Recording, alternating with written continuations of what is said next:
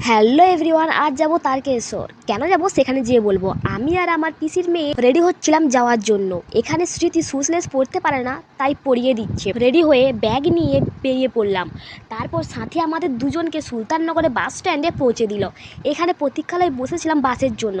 তারপর কিছুক্ষণ বসে বাসে উঠে গেলাম। এত রোদ আর এত গরম, মনে হয় তারকেশ্বর যেতে না যেতেই শুকিয়ে যাব। আজ দেখলাম হুগলির সব থেকে বড় নদী তারকেশ্বর নদী। তারপর আরামবাগে নেমে ঝালমুড়ি খেয়ে নিলাম, প্রচুর খিদে পেয়ে গিয়েছিল এই জন্য।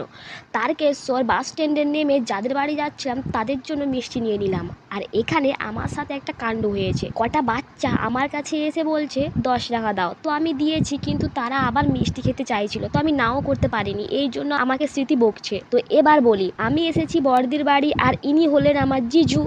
দিদি বাড়ি পৌঁছে দিদির হাতে মিষ্টি দিয়ে দিলাম, ও তার হাসিটা দেখো। Thanks for watching, by.